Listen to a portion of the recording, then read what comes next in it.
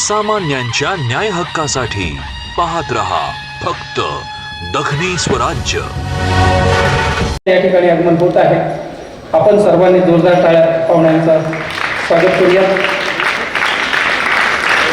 काल परिसंवाद 1 मध्ये प्राचीन व मध्ययुगीन साहित्यातील प्रतिष्ठान या विषयावरती परिचय आयोजित केलं होतं। आज परिचर्चा काल वारकरी संप्रदाय वारसा ज्ञान विज्ञान आणि प्रबोधनाचा यही परिचर्चाचा आनंद आपण घेतलेला आहे।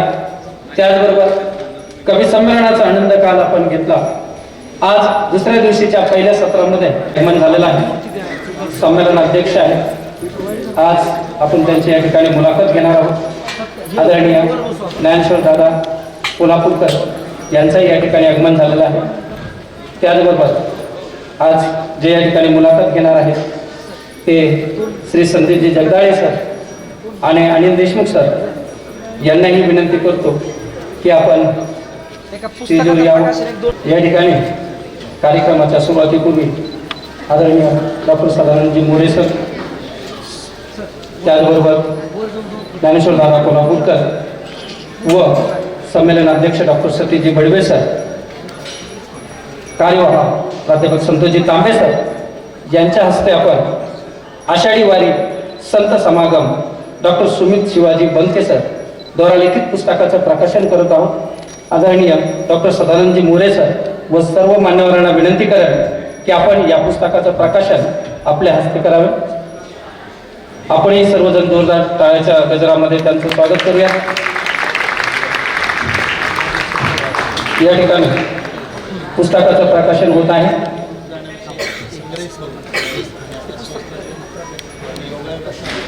या ठिकाणी आज आपण आदरणीय डॉक्टर सदानंदजी मोरे सर यांच्या मुलाखतीच्या पहिल्या सत्राने सुरुवात करणार आहोत।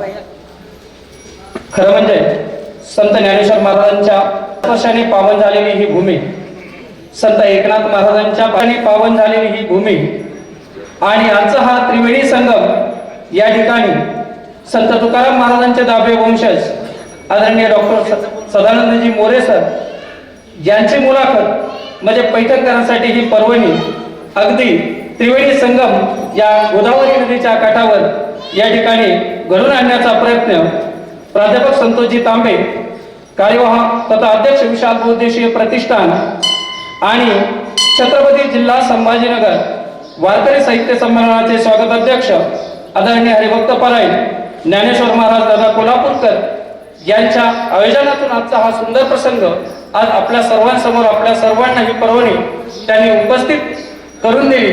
त्याबद्दल सर्वप्रथम आदरणीय ज्ञानेश्वर दादा कोल्हापूरकर व प्राध्यापक संतोषजी तांबे सर यांचं मनपूर्वक स्वागत। आजच्या या दुसऱ्या दिवशीच्या सत्रांमध्ये आज या ठिकाणी पहिलं सत्राचं पुष्प गुंफण्यासाठी डॉक्टर सदानंदजी मोरे सर हे स्टेजवर आलेले आहेत।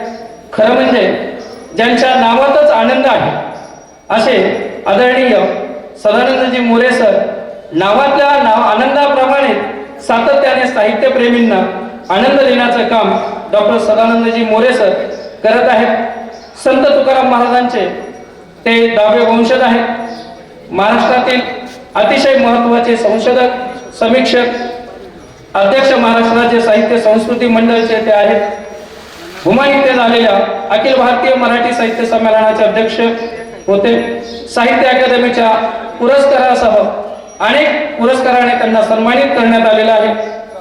वारकरी साहित्य परिषदेचे संस्थापक तसेच पहिल्या अखिल भारतीय मराठी संत साहित्य संमेलनाचे ते अध्यक्ष होते।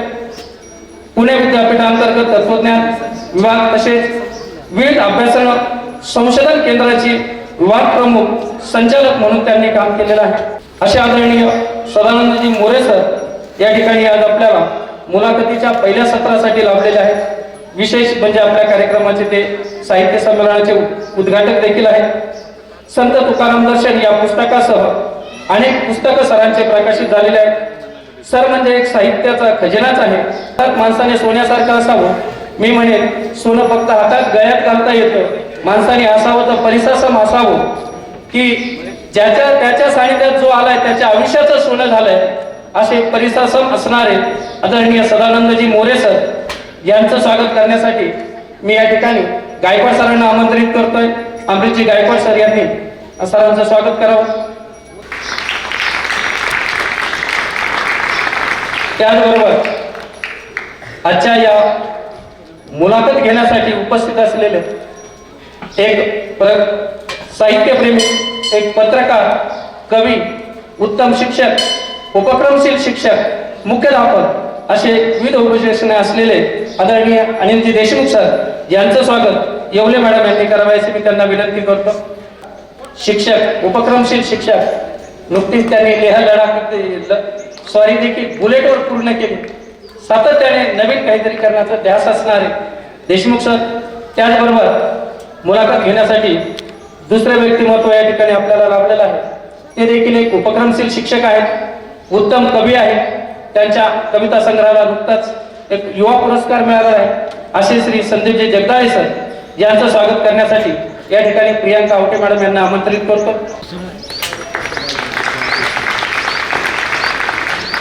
या ठिकाणी आजच्या मुलाखत प्रसंगी संमेलन अध्यक्ष डॉक्टर सतीशजी बडवे सर, स्वागत अध्यक्ष ज्ञानेश्वरदादा कोल्हापूरकर, प्राध्यापक संतोषजी तांबे सर, कार्यवाह तथा अध्यक्ष विशाल बहुउद्देशीय प्रतिष्ठान हेही समोर उपस्थित आहेत. उपस्थित सर्वांचंच शब्दसुमनाने या ठिकाणी सर्वप्रथम स्वागत करतो. आपल्यामध्ये जास्त वेळ न घेता पुढील सूत्रसंचालन पुढील अनिलजी देशमुख सर यांच्याकडे देतो. धन्यवाद. वारकरी साहित्य संमेलनाच्या आजच्या या दुसऱ्या दिवसामध्ये आपल्या सगळ्यांचं स्वागत करतो. आज आपण असं म्हणू शकतो की मोरे सरांच्या रूपानं ज्ञानेश्वर माऊलींच्या ओवीला तुकोबाचा अभंग भेटीला आलेला आहे आणि अतिशय मोठा असा हा योग या निमित्ताने जुळून आलेला आहे. आपल्या सर्वांना माहिती आहे की आदरणीय मोरे सर जगद्गुरू संत तुकाराम महाराजांचे वंशज आहेत. त्याचबरोबर सगळ्यात महत्वाची आणखी एक गोष्ट की त्यांचं एकूण जर कार्य आपण पाहिलं तर आपल्या लक्षात येतं की मागच्या सरासरी 2-2.5 हजार वर्षामध्ये आपला जो महाराष्ट्र घडलाय, महाराष्ट्राची जी संस्कृती घडली, त्या महाराष्ट्राच्या संस्कृतीचे ते अभ्यासक आहेत आणि हे सगळं संशोधन करत असताना जगाचा इतिहास असो किंवा भारताचा इतिहास असो, ह्या सर्व परिघासोबत महाराष्ट्राची संस्कृती पडताळून पाहण्याची तिची मांडणी करण्याचा वारंवार प्रयत्न त्यांनी आपल्या एकूण कामामधून केलेला आहे. तुकाराम महाराजांचा सांप्रदायिक वैचारिक वारसा, महात्मा ज्योतिराव फुले, राजाराम शास्त्री भागवत, महात्मा गांधी यांचा वैचारिक वारसा असे या एकूण दोन्ही वैचारिक वारसाचे वारसदार सदानंद मोरे सरांची मुलाखत आज आपण या निमित्ताने घेत आहोत. त्यांच्या एकूणच जे काही संशोधन सरांनी केलेलं आहे त्याचं वैशिष्ट्य हे आहे की आपल्याला दिसून येतं की इतिहास लेखनाच्या सरासरी आपल्याकडं ब्राह्मणी इतिहास लेखन असो, अब्राह्मणी इतिहास लेखन असो किंवा मार्क्सवादी इतिहास लेखन असो, अशा वेगवेगळ्या परंपरा दिसून येतात. पर्यायाने त्या इतिहासकारांच्या लेखनाला त्या विचारसरणीमुळे मर्यादा आलेल्या दिसतात. परंतु या सगळ्या कोणत्याच मर्यादेमध्ये न अडकता सरांनी अतिशय वस्तुनिष्ठ असं इतिहास संशोधन केलेलं आहे. जे आहे ते प्रत्यक्षात सांगण्याचं आणि त्यासाठी प्रसंगी संघर्ष करावा लागला, टीका सहन करावी लागली, तर तेही स्पष्टपणे सांगण्याचं धाडस महाराष्ट्रात दाखवणारे एकमेव व्यक्तिमत्व म्हणजे सदानंद मोरे सर.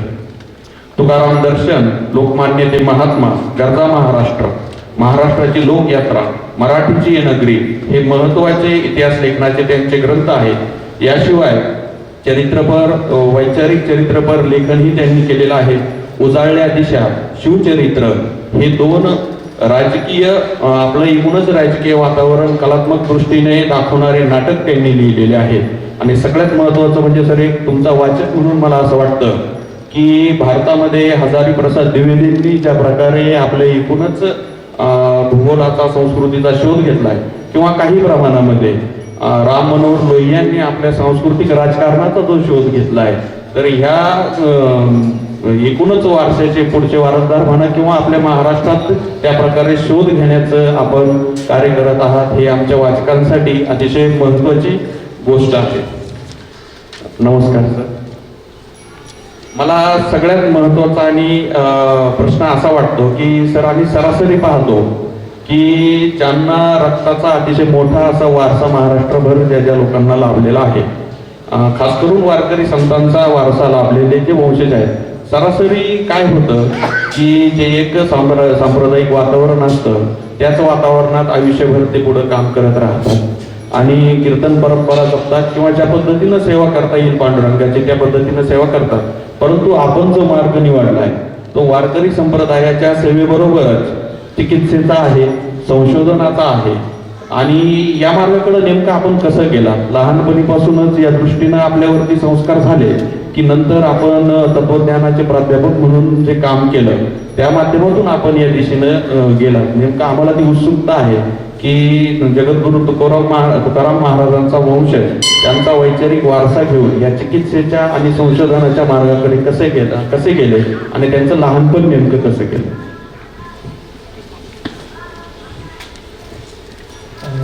धन्यवाद. पहिल्यांदा श्रीयुत देशमुख आणि श्रीयुत गद्दारे यांची मी आभार मानतो. माझी मुलाखत ते घेत आहे आणि एक औपचारिकपणाचा भाग म्हणून डॉक्टर सुमित बंके यांनी लिहिलेले आषाढीवाणी संत समागम या पुस्तकाचं प्रकाशन झालं असं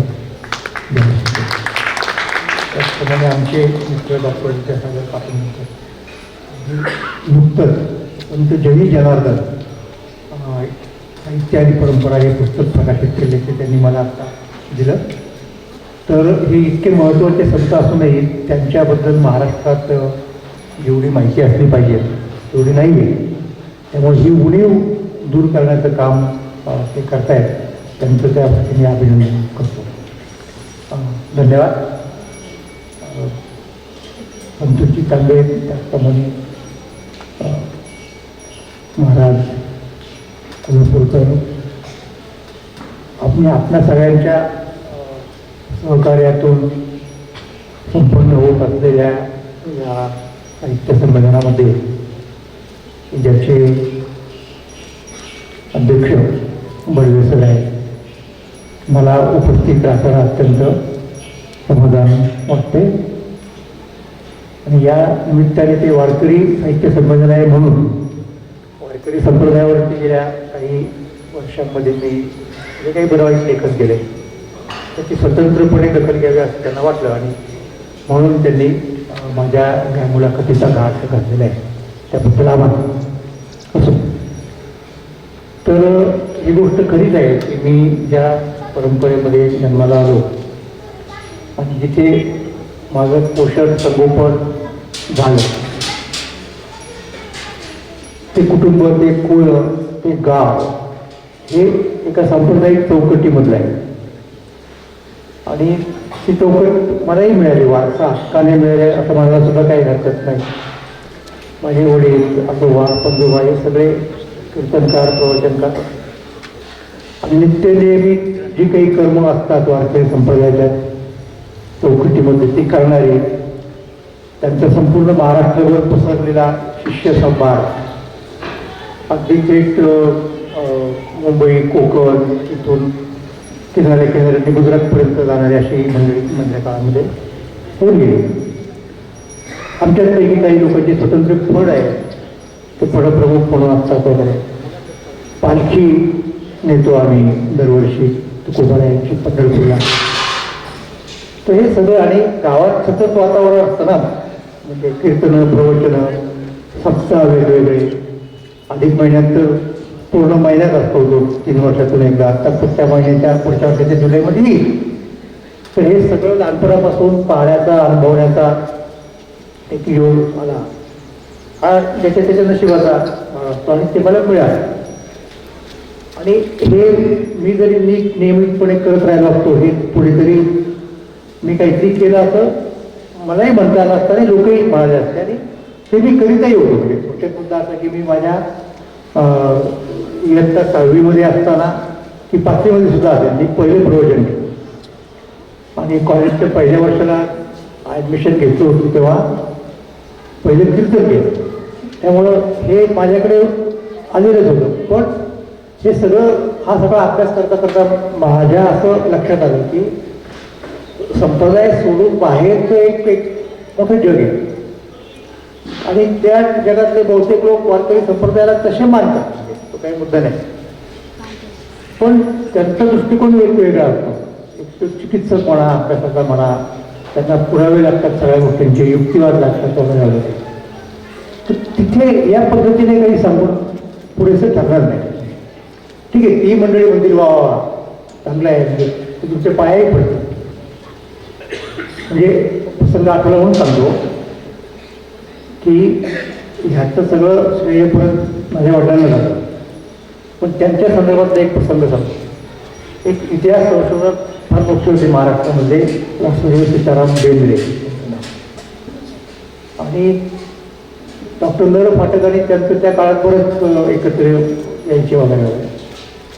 तर त्यांना असं वाटलं की वारकऱ्यांच्याकडे जे तुकाराम महाराजांच्या अभंगांची म्हणून गाथा असते ती काही खरी नाही. म्हणजे तुकोबांचे खरे अभंग आणखी वेगळे असले पाहिजे. म्हणजे सगळीच्या सगळी खरी नाही अशातला भाग नाही, पण त्यातले बरेचसे अभंग तुकोबांचे नसावेत आणि जे आहेत ते काही वारकरी म्हणत नाहीत किंवा त्यांच्याकडे नाहीतच आहेत. म्हणून त्यांनी तुकाराम महाराजांची एक स्वतंत्र गाथा आम्ही संपादित करतो असं जाहीर केलं आणि सरकारने त्यांना नेमलं ना त्या संपादनासाठी. म्हणजे पूर्वी तुकाराम महाराजांची गाथा आहे 1869 सालापासून. 1800 ही पोमलार याने आता केली, पण त्या काळामध्ये पंडित शंकर पांडुरंग पंडित वगैरे ही जी मंडळी होती, ब्रिटिश सरकारने त्याला अनुदान दिलं वगैरे.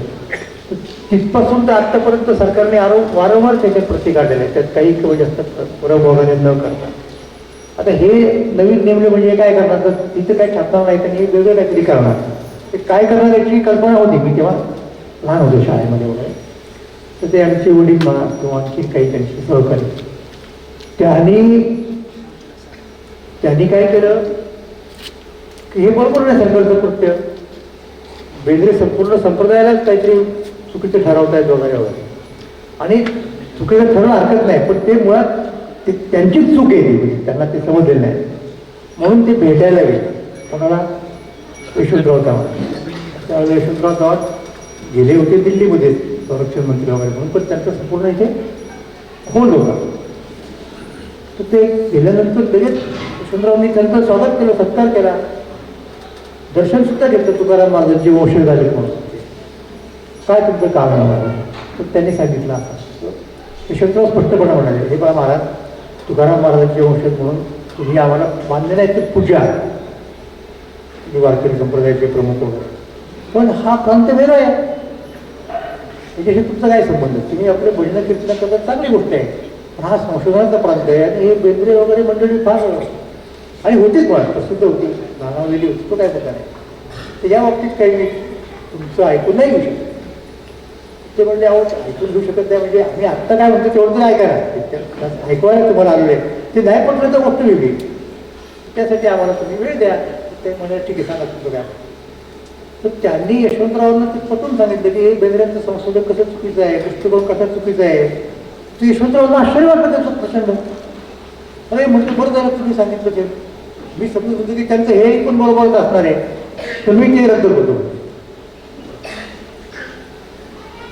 आणि त्यांनी ते रद्द केलं. सांगायचं मुद्दा हे का शक्य झालं की जी भाषा तिथे प्रचलित आहे विद्वानांच्या त्या गटामध्ये म्हणा किंवा समूहामध्ये, ती वेगळी आहे.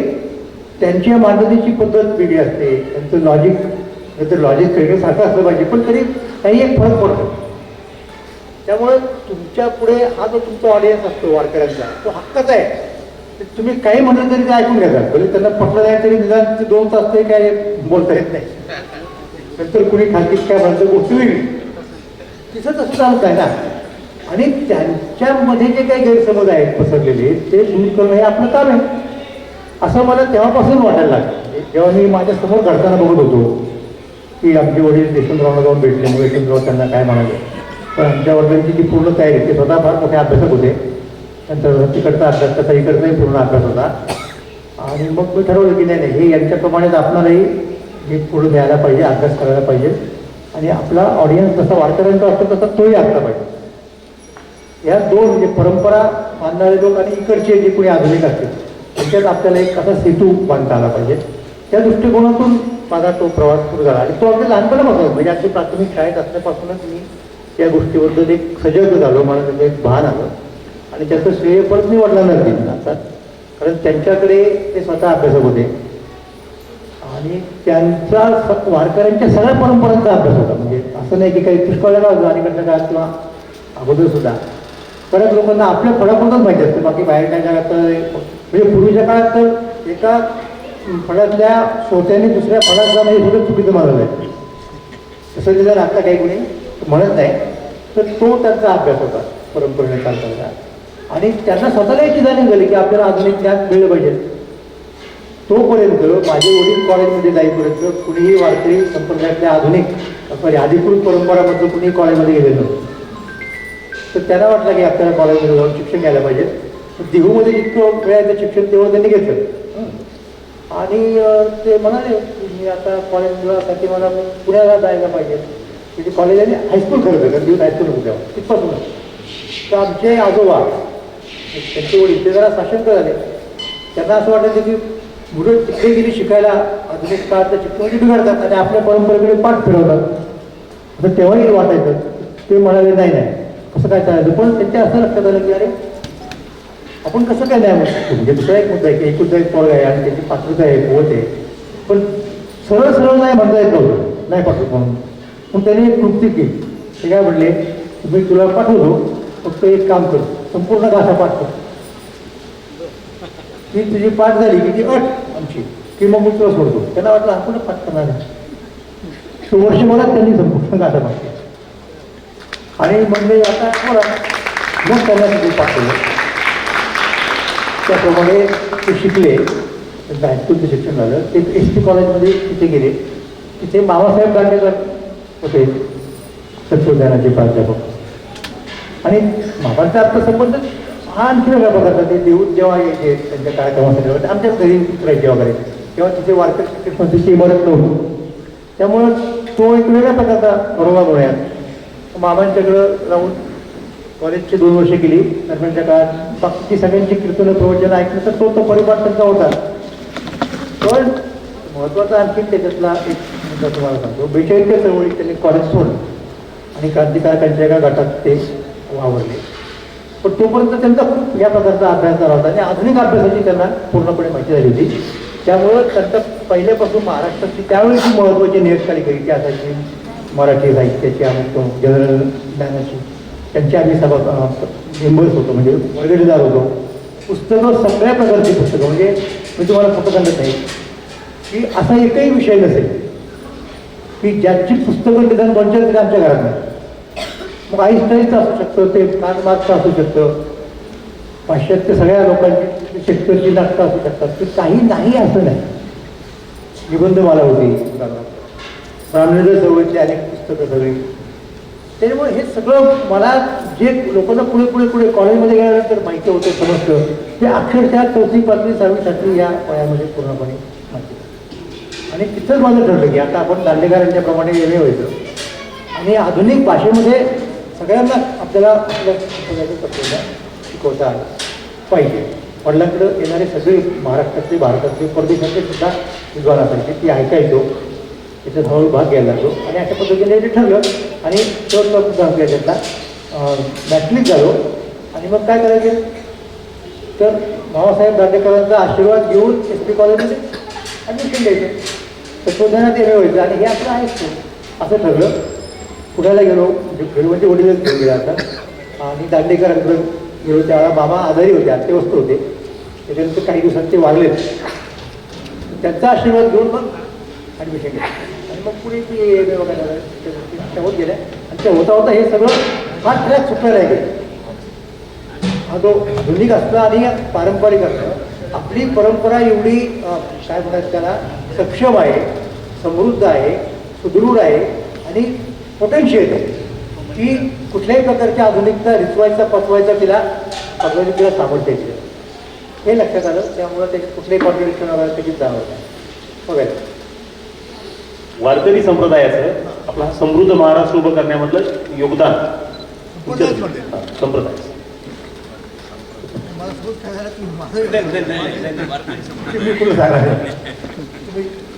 काय केलं असेल कसं आहे, मी एका शब्दात सांगतो तुम्हाला. मी भूमालीच्या संमेलनाचा अध्यक्ष होतो, मराठी साहित्य संमेलनात. तेव्हा ते मी एक भाषण केलं, त्याची पुस्तकं वगैरे उपलब्ध आहे. तर त्या सगळ्या याच्यामध्ये माझं काय म्हणणं होतं, किंवा त्याच्या अगोदर मी स्वतः वारकरी साहित्य परिषद स्थापन केली होती वेगळ्या कारणामुळं. की वारकरी संप्रदाय म्हणजे ज्ञानोबा यांच्यापासून तर ते निळवार आहे, आता संपूर्ण ज्यांनी प्रत्यक्ष रचना केली. हे महाराष्ट्रातलं मुख्य साहित्य आहे, म्हणजे मराठी साहित्याचा मुख्य प्रवाह जर कुठला असेल तर तो या संतांचं साहित्य. आणि हे मी कशावर म्हणालो, आणि साधा मुद्दा आहे, मी काही त्यासाठी मला वेगळी अक्कल वापरावी लागली किंवा फार वेगळं मांडतो अशी तर नाही. गोष्ट तिथेच आहे, फक्त त्याच्याकडे लक्ष वेधायचं काम ते मी केलं. मी काही नवीन शोधून लावलं नाही. हे पहा, 13व्या शतकामध्ये मराठी साहित्याची सुरुवात आहे. आज आपण ज्याला मराठी भाषा म्हणतो त्याच्या अगोदर प्राकृत वगैरे त्या विषयात मी जात नाही. तर तिथे काय तिथं दिसतं आपल्याला की ज्ञानेश्वर महाराजांनी जी ज्ञानेश्वरी लिहिली त्याला आपण वारकरी संप्रदायाचा आद्यग्रंथ म्हणतो. आणि त्याच काळामध्ये अनेक त्यांचे सहकारी संत स्नेही अभंग रचना करत. तत्पूर्वी काही दशकं महाराष्ट्रामध्ये चक्रधर स्वामी आले, त्यांनी महानुभाव संप्रदायाचं प्रवर्तन केलं आणि खूप मराठीतून निरूपण केलं वगैरे वगैरे हे सगळ्यांना माहिती आहे. आणि त्याच्यातनं पुढे लीळाचरित्र नावाचा ग्रंथ साकार झाला आणि तो मराठी भाषेमधला आद्य काय म्हणतात त्याला गद्य ग्रंथ आपण म्हणू शकतो. तर फार महत्त्वाचं आहे. आणि त्याच्यानंतर सुद्धा महानुभावांनी त्यांना अनुसरत त्यांच्या सूत्रांचे स्वतंत्र अर्थ लावण्यासाठी वगैरे तो एक मोठा प्रपंच उभा केला. त्याला जागतिक वाङ्मयात तोड नाही असं मी मानणाऱ्यापैकी मनुष्य. फक्त आता अर्थ कशी झाली माहिती का, ते त्यांनी आपल्यापुरतंच ठेवलं ना. त्यामुळं तिथे काय चाललंय हे बाहेर महाराष्ट्रात कोणालाच माहिती नाही. जोपर्यंत तुम्ही स्वतः अनुभव होत नाही तोपर्यंत तिथं काय तुम्हाला माहिती. त्यामुळं महानुभाव संप्रदायाच्या साहित्याचा महानुभाव पंथ सोडून बाकीच्या महाराष्ट्रावरती परिणाम शून्य. ती त्यांचा याचा भाग होता, म्हणजे ते गुप्त ठेवण्यासाठी ती लिपी गुप्त. इतरांना समजा हातात पडलं तर ते वाचू पण नाही. आता त्याच्या पाठीमागची त्यांची आध्यात्मिक भूमिका धार्मिक काय होती त्याच्याशी मला आत्ता कर्तव्य नाही, मी भाषिक मुद्द्याने बोलतो.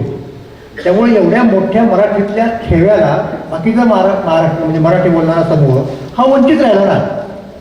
त्यामुळं वाङ्मय इतिहासात त्यांची नोंद होईल, त्यांच्या परंपरेची नोंद होईल, पण त्याचा महाराष्ट्राला काय उपयोग झाला इतर. कारण कोणाकडे गेलेच नाही ना ते माझं उलटं म्हणणं आहे. ते जर त्यांनी पुढं केलं असतं तर बाकीच्या सगळ्या महाराष्ट्राला आणखीन त्याचा फायदा झाला असता, मराठी भाषा आणखीन समृद्ध झाली असती. त्यांच्यात अनुकरण करण्यासारख्या फार गोष्टी आहेत अगदी आत्ताच्या काळात सुद्धा, पण त्याच्याकडून ते झालं नाही. त्यामुळं सगळ्या मराठी भाषेची दुरापणावरती पडली, अंगावरती पडली, सगळी पातळीवरती पडली ना. त्यामुळं हे असून नसल्यासारखे झाले. म्हणजे खजिना आहे तुमच्याकडं खूप, पण पुरे नाही. खातं आहे बँकेत खूप पैसे, पण ऑपरेट करता येत नाही काही कारणामुळं. मग उपयोग नाही करण्याचा. त्यामुळं आपोआपच हा संपूर्ण भाग कोणावरती पडला तर तो वारकरी संप्रदायावरती पडला. आणि त्यामुळं मी तुम्हाला सांगतो 13व्या शतक साहित्यिक कोण आहेत, सगळे वारकरी. त्याच्यानंतर थेट आपण येतो म्हणजे मोठे साहित्यिक या पॉईंट ऑफ व्ह्यू 13वं 14वं एकनाथ महाराज इथपर्यंत आलो आपण. त्याच्या पुढे 17व्या शतकात आलो आपण तेव्हा तुकाराम महाराज, बहिणाबाई. 18व्या शतकात आलो आपण निळोबार आहे. तर या काळात अन्य कोण लिहित होते याचं विचारावं तुम्ही कुठल्याही माणसाला, फारसं तुम्हाला मिळणार नाही उत्तर. आणि जे कोणी लिहिलं नाही पुण्या शतकाला नाही, पण ते किती लोकांच्या पर्यंत पोहोचलं. म्हणजे उदाहरणार्थ वामन पंडितांनी यथार्थ दीपिका लिहिली, किती लोकांच्या पर्यंत पोहोचली. जागतिक रेकॉर्ड दासोपंतांचं आहे लिहिण्याच्या बाबतीत मराठीमध्ये, पण नाही ना पोहोचू शकलो. त्याचं कारण वेगळे, त्याचं कारण त्यांच्याकडे यंत्रणा नव्हती. वारकरी संप्रदायाचं वैशिष्ट्य काय माहिती का, साहित्य थोड आहे पण शिवाय ते पसरवणारी यंत्रणा आहे. त्यामुळं 13व्या शतकापासून तर ऑलमोस्ट 18व्या शतकापर्यंत वारकरी साहित्य हा महाराष्ट्रातल्या साहित्याचा मुख्य प्रवाह राहिलेला आहे. हे माझं वाक्य कोणालाही सांगा, कुणी त्याला नाकारू शकत नाही. म्हणजे परिणामाचा विचार केला, शब्दसंपत्तीचा आणि हे यंत्रणेने शक्य झालं. हे इरावती कर्वांनी सांगितलेले आहे बघा, की कसं होतं, दरवर्षी महाराष्ट्रातले लाखो लोक दिंड्यांच्या सकट वगैरे वगैरे पंढरपूरला जातात. तिथं त्यांची कीर्तनं होतात, भजनं होतात, ऐकतात, शब्दांची देवाणघेवाण होते. समजा त्या काळात तुम्ही अशी एक कल्पना करा की मी समजा वारकरी त्या काळाचा समजा, आणि मी आषाढी वारीला पंढरपूरला गेलो आणि त्या वारीत मी तुकाराम महाराजांचं कीर्तन ऐकलं. समजा नवीन अभंग म्हणजे त्यांचे अभंग ऐकले. पुढच्या मी वारीला जाईन तेव्हा त्यांनी आणखीन अभंग केलेले असतात. त्याचं निरूपण म्हणजे ही जी मराठी भाषा अशी पसरत गेली, वाढत गेली, तिचं फार मोठं श्रेय वारकरी संप्रदायात आहे. हे झालं 18व्या शतकापर्यंत ना. तिथून पुढं जेव्हा आपल्याकडे ब्रिटिशांची सत्ता आली ना, तेव्हा जे काही साहित्यिक झाले सुरुवातीचे, त्यांनी बहुतेकांनी अनुकरण करण्यासाठी कोणाला पुढं ठेवलेलं आहे, हे संतांच्या साहित्याला पुढे ठेवलेलं. लक्षात घ्या, इंग्रजीचा प्रभाव त्यांनी आणला, ती गरज होतीच, पण परत त्यांच्यापुढे अगदी घेतला पुढे सुद्धा की ज्यांनी पुढे तुकोबांच्यावरती काही टीका केली, त्या चिपळूणकरांच्या निबंधमाने सुद्धा तुम्हाला तुकोबांची शेकडो अभंग केलेले दिसतात. असा तो मुद्दा आहे. म्हणून मुख्य प्रवाह हा वारकरी संप्रदाय आहे. त्यामुळे मराठी भाषा घडवण्यामध्ये आणि मराठी संस्कृती घडवण्यामध्ये हा सगळ्यात महत्त्वाचा मुद्दा आहे. कारण संस्कृती ही भाषेतून घडत असते. ज्यांची भाषा समृद्ध असते ना, त्यांची संस्कृती समृद्ध होऊ शकते. ती वारकऱ्यांनी घडवली नाही. म्हणून महाराष्ट्र घडवण्यामध्ये विचारत ना, त्यांचं फार मोठं योगदान आहे. हा त्यातला भाग आहे. तर तुमच्याच मुद्द्याला मला आणखी थोडंसं पुढं न्यायचं. तुम्ही लीळा चरित्राचा उल्लेख केला. मला एका गोष्टीचा आम्हाला सर्वांनाच उत्सुकता वाटते की लीळा चरित्राचे आपण जर एकूण रचना पाहिली तर ती लीळेच्या स्वरूपात, चक्रधर स्वामींच्या आठवणीच्या किंवा अगदी सोप्या शब्दात सांगायचं तर गोष्टींच्या स्वरूपातली आहे. परंतु त्यानंतर ज्ञानेश्वर माऊली येतात, नामदेव महाराज येतात, जनाबाई येतात, पूर्ण परंपरा सुरू होती आपली. हे लोक मात्र कवितेकडे वळतात. असं का झालं? म्हणजे तुम्हाला काय वाटतं की हा जो फॉर्म आहे तो 12व्या शतकापासून तर 18व्या शतकापर्यंत कविता शब्द वापरला असता थोडा फसवाय. कसा फसवाय माहिती का, की आज आपण कविता म्हटलं की उदाहरणार्थ काल तुमच्याकडे संमेलन झालं, त्यातले गाणारे किती होते? एखादा दुसरा असेल, बाकीचे सगळे कविता वाचतात म्हणजे ते गायची कविता नसते. 13व्या शतकातल्या कविता गायच्या कविता होत्या. अभंग असतील, ओव्या सुद्धा गाता येतात त्या स्वरावरती. मानव संप्रदायाला गाण्यातून ईश्वर सांगता येतो हेच मान्य नाही. बेसिक मुद्दा तिथे आला दोघांचा. वारकऱ्यांचं संगीत सुद्धा फार एकाग्र मुख्य आहे. म्हणजे तुम्हाला उदाहरण सांगतो, लीळाचरित्र म्हटलं ते की कुणी एक रावळा नावाचा कुंभार स्वामींना भेटायला, चक्रधर स्वामींचा मेळेनशी आला. म्हणजे त्याच्यावर त्याचा मेळा म्हणजे भजन करणाऱ्या लोकांचा, गाणाऱ्या लोकांचा मेळा होता. तो आला आणि त्यांनी गीतू केला, म्हणजे गाणं रचलो आणि तो त्यांनी म्हणून दाखवला स्वामींच्या पुढे. तो गेला विचार. तो गेल्यानंतर साहजिकपणे स्वामीजींच्या शिष्यांनी त्यांना विचारलं की बाबा गीतू कसा झाला? म्हणाले त्याचा निर्वंश वेळ असा. म्हणजे तिथंच पहिल्यांदा हे आलं ना की गाणं म्हणायचं नाही. आपण गाणं म्हणणं डेंजरस काम आहे. म्हणजे हे ईश्वर वगैरे समजणं फार पुढच्या गोष्टी झाल्या, पण असं बद्दलच काहीतरी असं कसं होईल. पिल्ल्याचरित्र म्हणजे जे आहे आता मला समज असेल की बहुतेक ती चक्रधाराची नसावी, पण ठीक आहे आपण विरुद्ध आहे, कारण त्याची अधिकृत चरित्रामध्ये आहे म्हटल्यानंतर ती आपल्याला धरावी लागते. मग आता हा झाला एक वेगळा मुद्दा, पण तरी प्रश्न विचारत झाले ना लोक काय प्रॉब्लेम काय आहे, म्हणजे का म्हणून. तर ते म्हणाले की आत्मा नावाची गोष्ट आहे ती गीतामध्ये गाता येत नाही. आत्मा काही गीती गाव आहे. म्हणजे आत्म्यासंबंधी जर विवेचन करायचं झालं, तत्वज्ञान सांगायचं झालं तर त्यासाठी गद्य हाच फॉर्म आहे. त्यामुळं पद्य नाही. त्यामुळे मग बाकीच्या भांगडी ओळ्या वेळा गेल्या. म्हणून मानव संप्रदाय गद्य वारकऱ्यांना गद्य काय म्हणतात त्याला वरती असं तर काहीच कारण नाही, वावडा असं तर काहीच कारण नाही. ते निरूपणच त्यांनी वापरलं, पण प्रत्यक्षात त्यांनी हे घेतलं ते पद्य झाले आणि ते पद्य गेय पद्य. हा मुद्दा आणि किती आणि नुसतं फक्त गाणंच नाही, जेवढ्या म्हणून कला आहे नामदेवराव काय म्हणतात, नाचू कीर्तनाच्या वेळी. ते गाणं तर आहे ना, नाचता सुद्धा येतं आम्हाला, नाचू सुद्धा. ज्ञानदीप लावली म्हणजे ज्ञान आणि कला व्यापक विषय झाला हा. यांच्यात द्वैत नाही, यांच्यात कॉन्ट्रडिक्शन नाही, यांच्यात संघर्ष व्हायचं काही कारण नाही. ही वारकऱ्याची व्यापक भूमिका आहे. महानुभावांनी ती मर्यादित केली गाज्यापुरती ठेवली. म्हणून वारकरी कवितेकडे आले आणि हे इकडे. आपल्या मराठीची नगरी या पुस्तकातून आपण मराठी भाषेचा जन्म असो किंवा मराठी भाषेचा एकूणच विकास कसा झाला त्या दृष्टीनं अतिशय नव्यानं म्हणता येईल असं संशोधन मांडलेलं आहे. आणि त्या पुस्तकातही उल्लेख आला आहे आणि ते स्पष्ट दिसतंय की न्यायमूर्ती रानडेंची जी धार्मिक स्वराज्याची संकल्पना होती किंवा राजकीय स्वराज्याची संकल्पना होती, त्याला तुम्ही आणखी एक नवीन कोण जोडला की तो भाषिक स्वराज्याचा हे. आणि त्या भाषिक स्वराज्याचा पाया संत ज्ञानेश्वरांनी घातला असं आपण म्हणतात. तर मला असं विचारायचं आहे की भाषिक स्वराज्य म्हणजे नेमकं काय आणि याचा पाया ज्ञानेश्वरांनी घातलाय असं आपल्याला का वाटतं? कसं आहे की मी आत्ता म्हणालो की भाषेमुळे संस्कृती शक्य होते. त्यामुळं म्हणजे उदाहरणार्थ दुसऱ्या भाषेचं उदाहरण द्या आपण की इंग्रजी भाषेशिवाय तुम्हाला इंग्रज लोकांच्या संस्कृतीची कल्पना करता येत नाही. त्यांचे जे काही विचार होते, जी काही कृती होती, सगळं इंग्रजी भाषेत व्यक्त होतं. तसं मराठी भाषेचं पण तसंच आहे.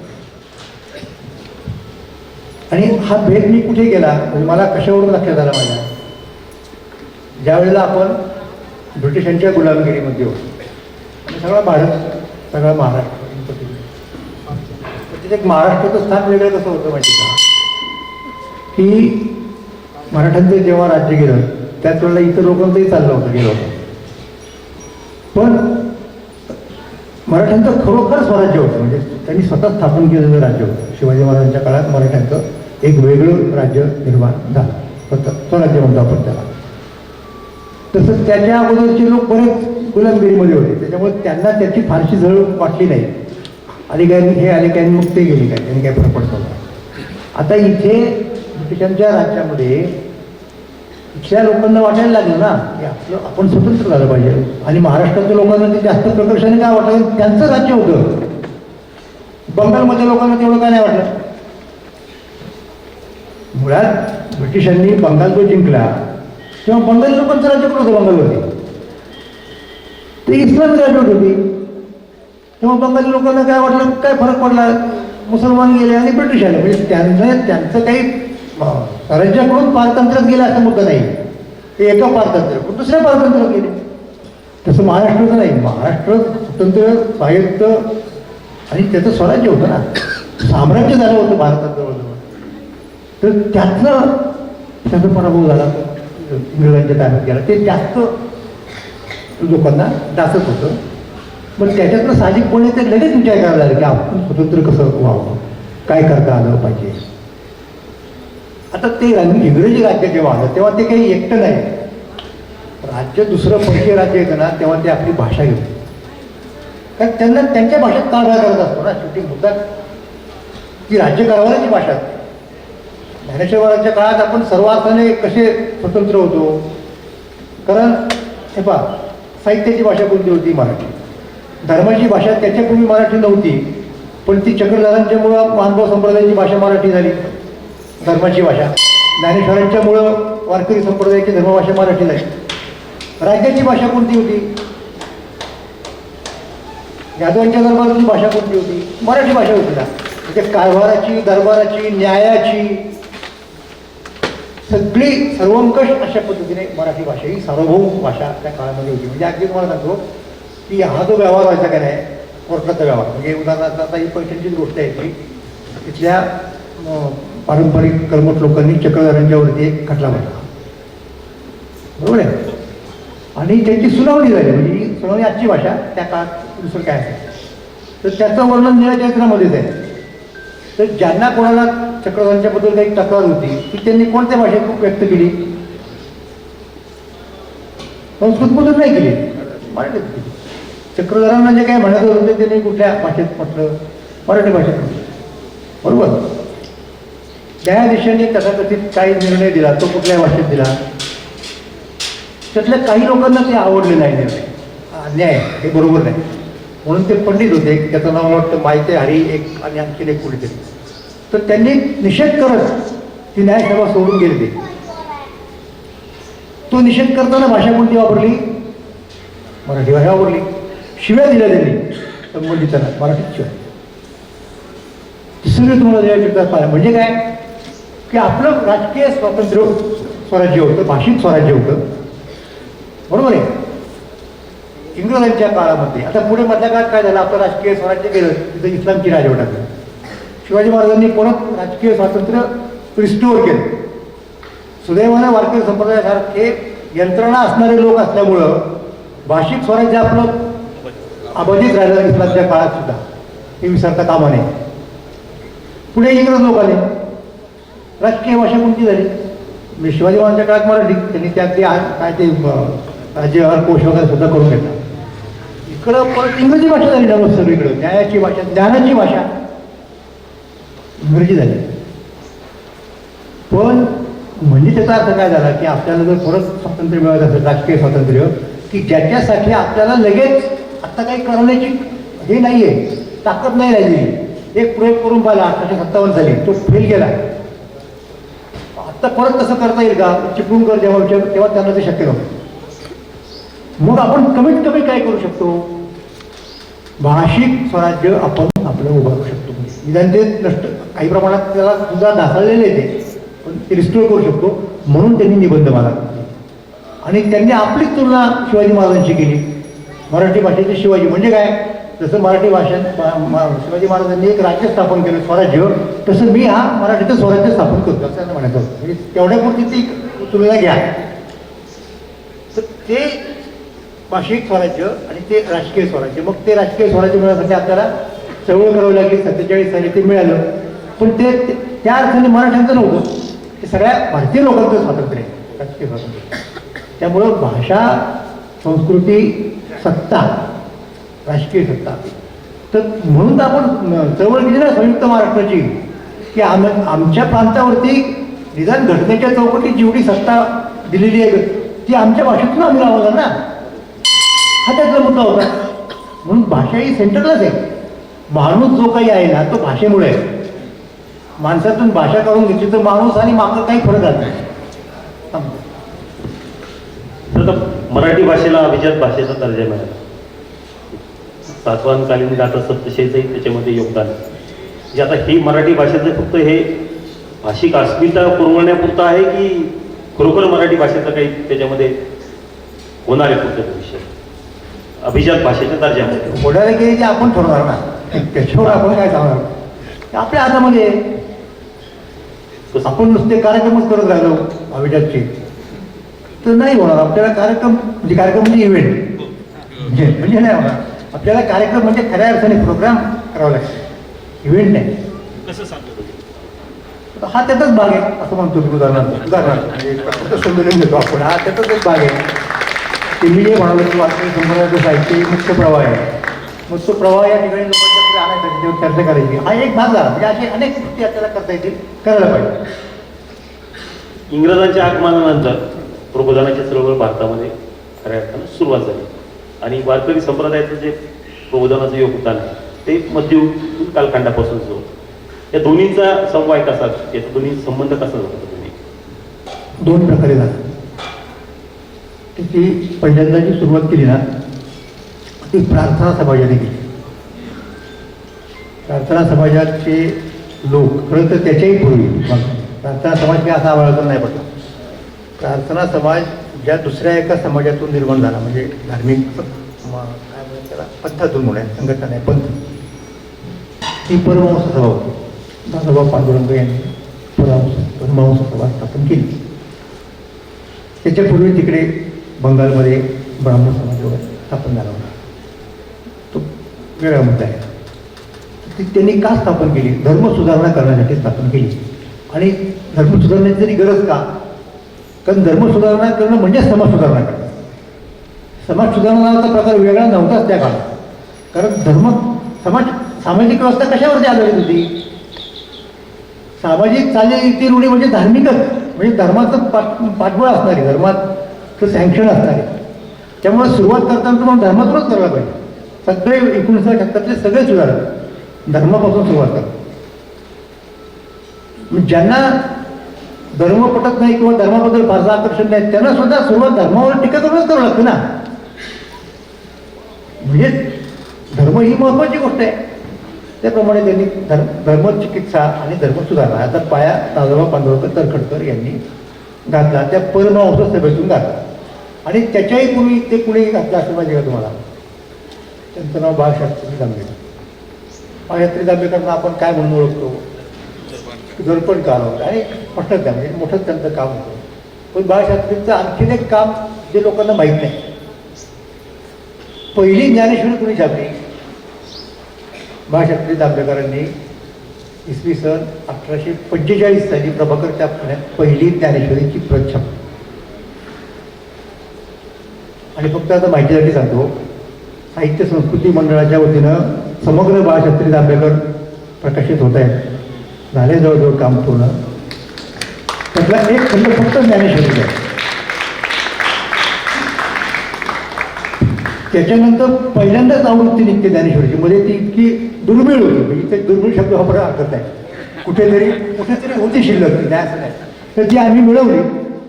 सुदैवाने एक पत्रकार आमचे एक मित्र जे मंडळाचे पण सभासद होते, आपले विळके रवींद्र विळके, त्यांनी त्याचं ते मिळवलं आणि आता आम्ही ते छापतोय. तर हे लक्षात घ्या, बाळशास्त्रींच्या लक्षात आलं की हे परकीय सत्ता आहे ती फार ज्ञानाच्या दृष्टिकोनातून धर्माच्या दृष्टिकोनातून आक्रमक आहे.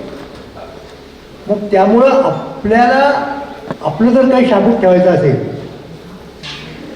तर तो धर्मग्रंथ लागतो. आणि आता सांगतो तुम्हाला, कदाचित थोडं विषयांतर वाटेल, तो वाटतच काय हरकत नाही. गंमत अशी झाली की त्या काळात मिशनरी लोक यायला लागले आणि ते ख्रिस्ती धर्माचा प्रसार करायला लागले. त्यांना राजसत्तेचं वाटतं की होणारच ना, नॅचरल.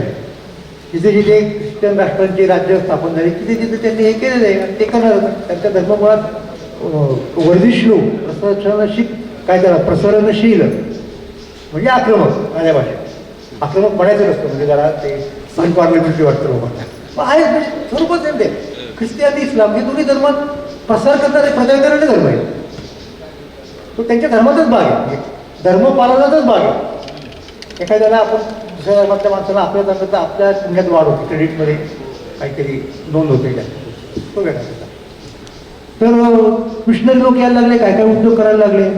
आणि त्यांनी काय केलं, त्यांनी पहिल्यांदा ग्रंथ आणले ना त्यांचे छापून.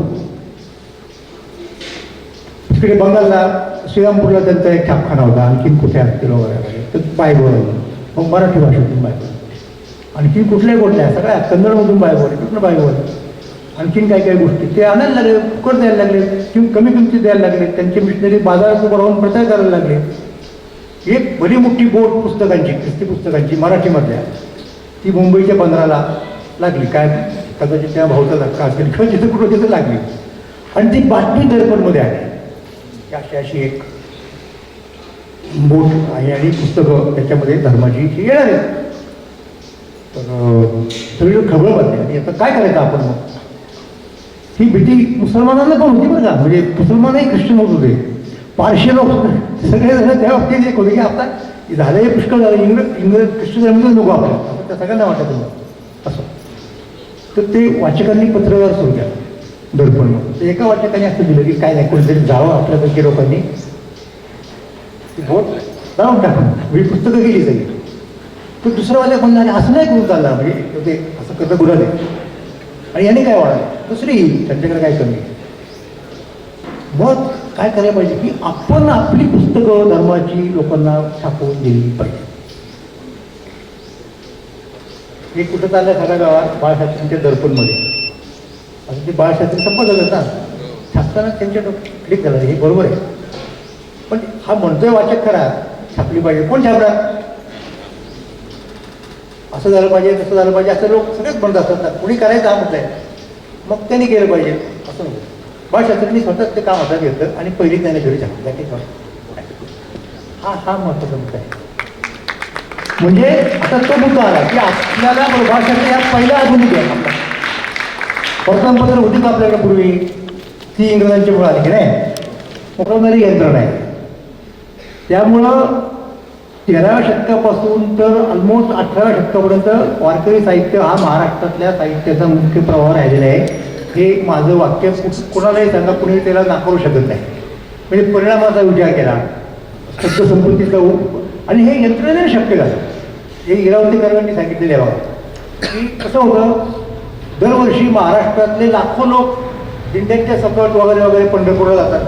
तिथं त्यांची कीर्तनं होतात, भजनं होतात, ऐकतात, शब्दांची देवाणघेवाण होते. समजा त्या काळात तुम्ही अशी एक कल्पना करा की मी समजा वारकरी त्या काळाचा समजा, आणि मी आषाढी वारीला पंढरपूरला गेलो आणि त्या वारीत मी तुकाराम महाराजांचं कीर्तन ऐकलं. समजा नवीन अभंग, मी त्यांचे अभंग ऐकले.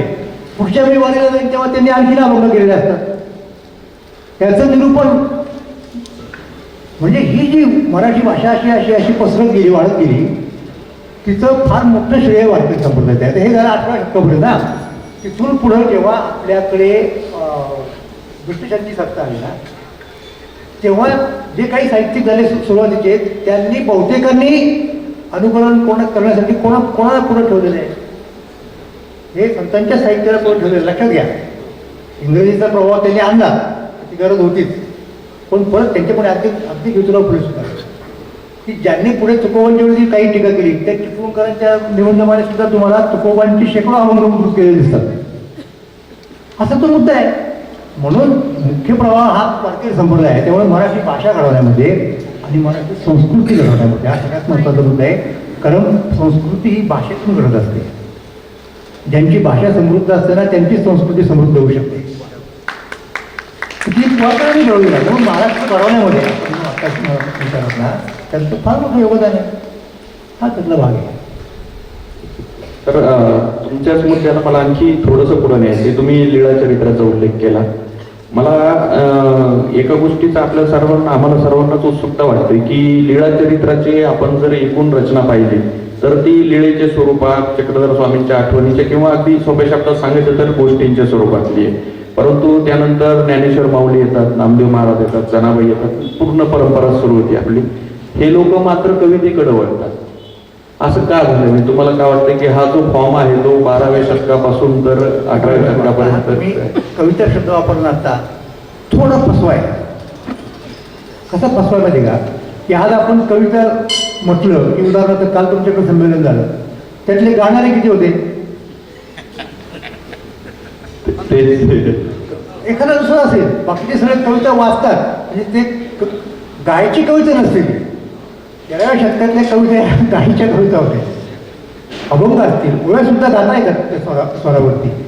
मानव संप्रदायाला गाण्यातून ईश्वर सांगता येतो हेच मान्य नाही. बेसिक मुद्दा तिथे आला दोघांचा.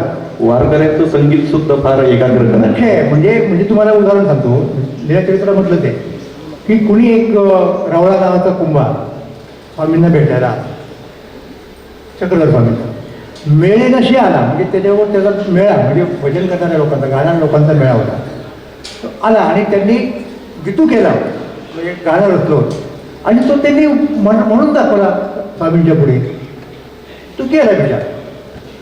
तो गेल्यानंतर साहजिकपणे स्वामीजीच्या शिष्यांनी त्यांना विचारलं की बाबा गीतू कसा झाला? म्हणाले त्याचा निर्वंश वेळ असा झाला. म्हणजे तिथंच पहिल्यांदा यायला ना की गाणं म्हणायचं नाही. आपण गाणं म्हणणं डेंजरस काम आहे. म्हणजे हे ईश्वर वगैरे समजणं फार पुढच्या गोष्टी झाल्या, पण असं बद्दलच काहीतरी असं कसं होईल. पिल्ल्या चरित्रामध्ये जे आहे ते आता मला समज असं आहे की बहुतेक ती चक्रधाराची नसेल, पण ठीक आहे, आपण विरुद्ध आहेत, कारण त्याची अधिकृत चरित्रामध्ये आहे म्हटल्यानंतर ती आपल्याला धरावी लागते. मग आता हा झाला एक वेगळा मुद्दा, पण तरी प्रश्न विचारत झाले ना लोक, काय प्रॉब्लेम काय आहे, म्हणजे का म्हणून. तर ते म्हणाले की आत्मा नावाची गोष्ट आहे ती गीतामध्ये गाता येत नाही. आत्मा काही गीती गाव आहे. म्हणजे आत्म्यासंबंधी जर विवेचन करायचं झालं, तत्वज्ञान सांगायचं झालं, तर त्यासाठी गद्य हाच फॉर्म आहे. त्यामुळं पद्य नाही. त्यामुळे मग बाकीच्या भांगडी ओळ्या वेळा गेल्या. म्हणून मानव संप्रदाय गद्यात थांबले.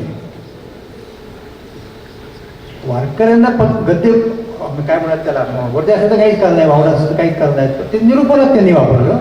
पण प्रत्यक्षात त्यांनी हे घेतलं ते पद्धत आहे आणि ते पद्धती गेय पद्धती हा हा हा मुद्दा आणि किती आणि नुसतं फक्त गाणंच नाही जेवढ्या म्हणून कला आहे.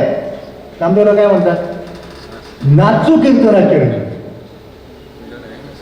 ते गाणं तर आहे ना नातं सुद्धा येतं आम्हाला नातं सुद्धा ज्ञानदीप लावली गे म्हणजे ज्ञान आणि कला व्यापक विषय झाला हा यांच्यात द्वैत नाही यांच्यात कॉन्ट्रडिक्शन नाही यांच्यात संघर्ष व्हायचं काही कारण नाही. ही वारकऱ्याची व्यापक भूमिका आहे. महानुभावांनी ती मर्यादित केली गद्यापुरती म्हणून वारकरी कवितेकडे आले आणि हे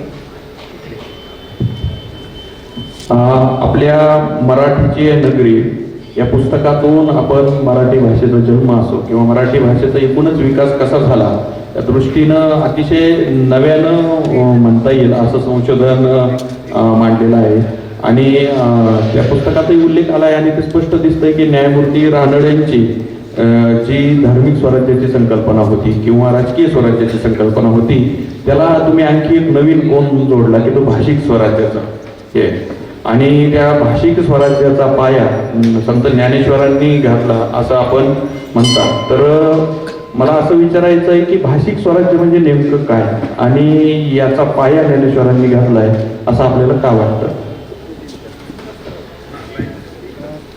कसं आहे की मी आत्ता म्हणालो की भाषेमुळे संस्कृती शक्य होते.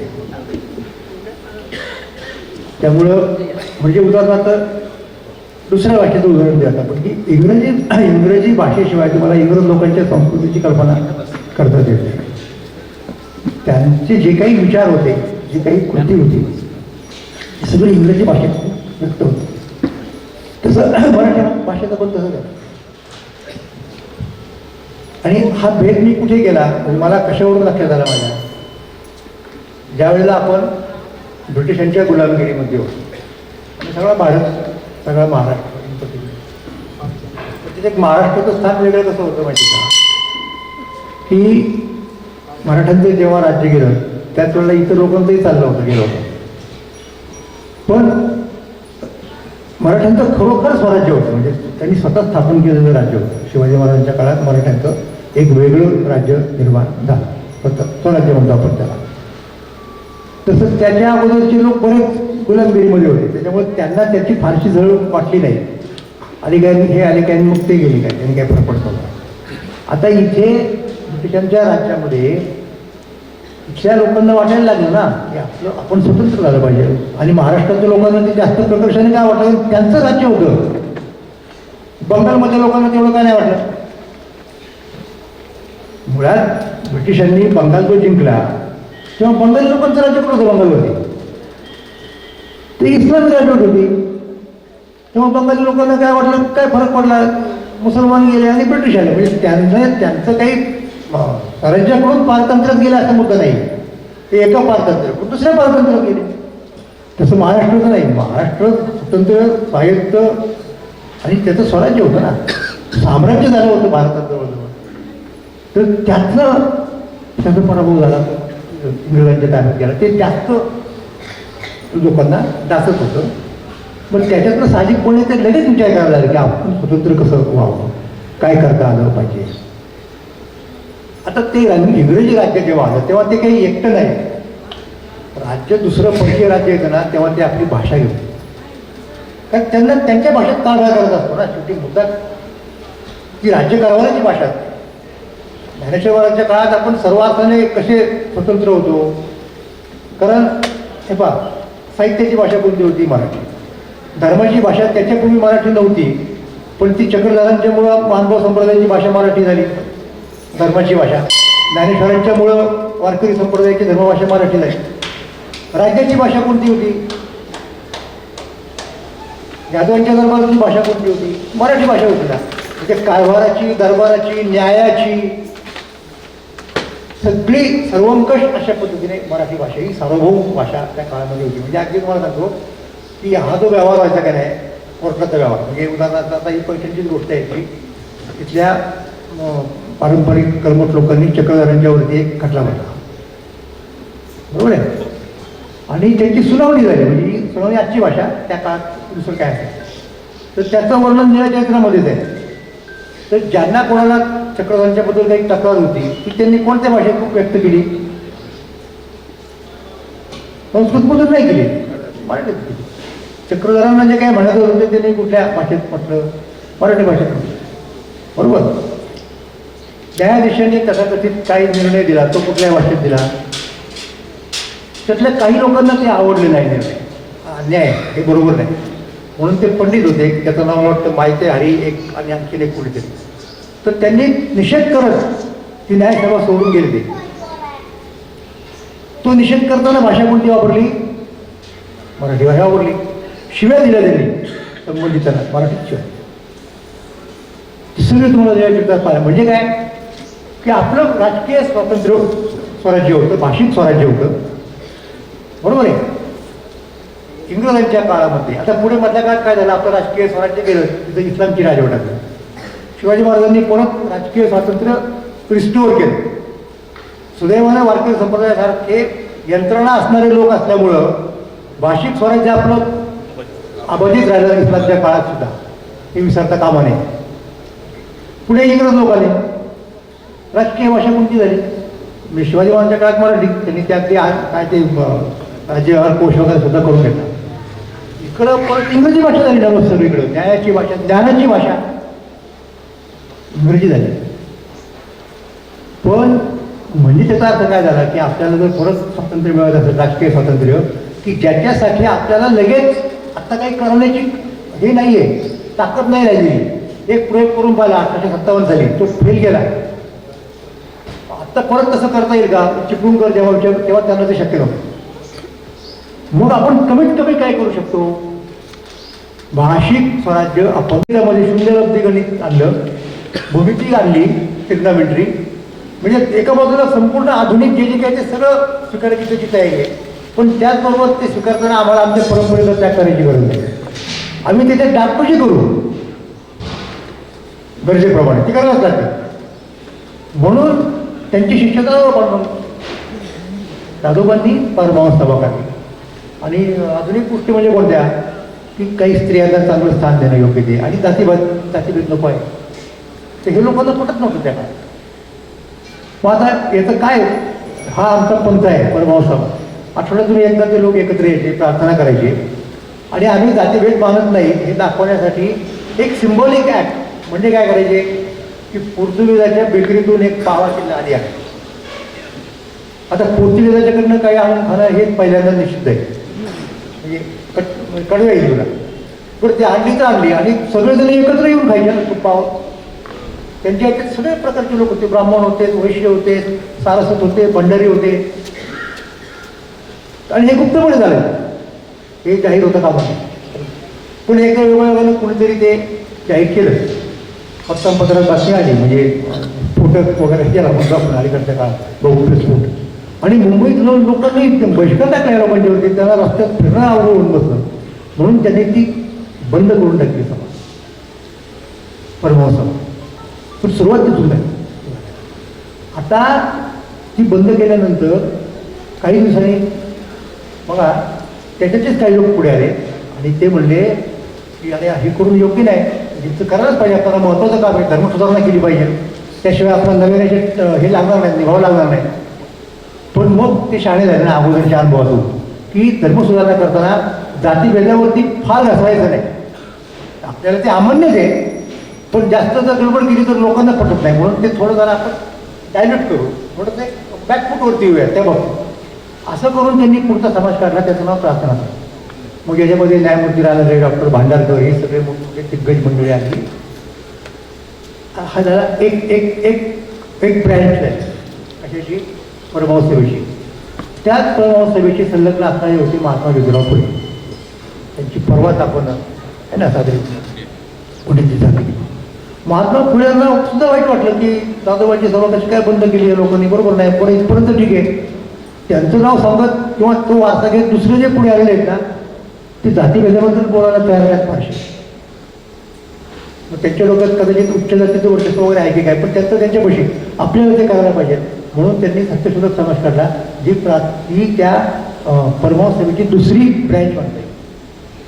म्हणजे बरं, मग तिचा आधार काय आहे दुसऱ्या ब्रँचचा सत्यशोधक समाजाचा, दोघांना कॉमन सांगतो तुम्हाला, सत्यशोधक समाज आणि प्रार्थना समाज या दोघांचे असे जरी मतभेद असते तरी प्रार्थना समाजाचा त्याला काय म्हणतो आपण, फ्रेंड, फिलॉसॉफर अँड गाईड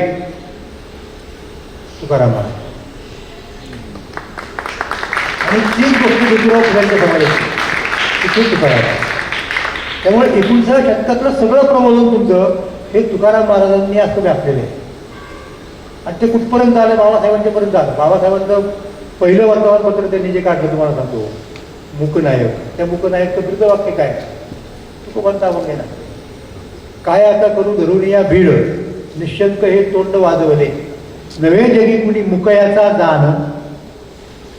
मुक्या माणसाला कुणी येत नाही बरोबर, वाली त्याला कोणी नसतो, बोललोच पाहिजे, सार्थक लाजून हित नव्हे. म्हणून आम्ही आता बोलणार, म्हणजे मुक होतो पूर्वी, पण आता आम्ही नायक म्हणून पुढे येतोय, ते मुक नायक तुकाराम.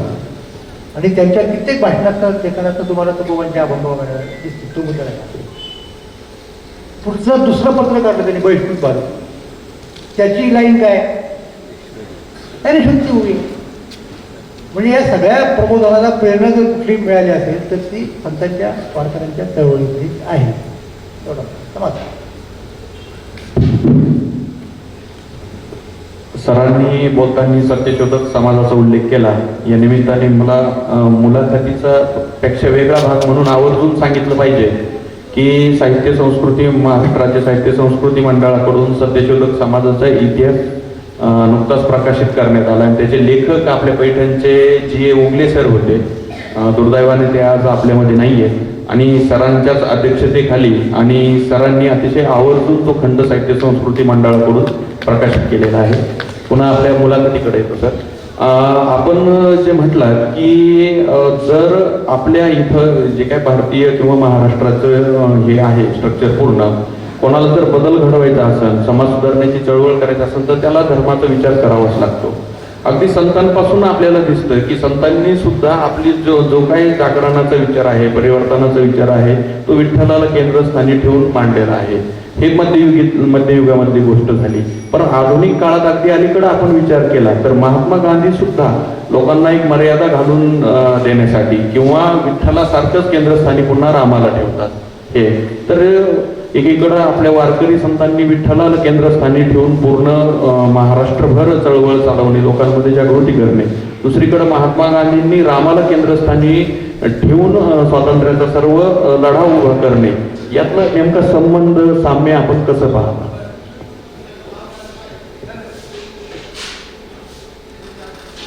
कसं आहे की तुम्ही आता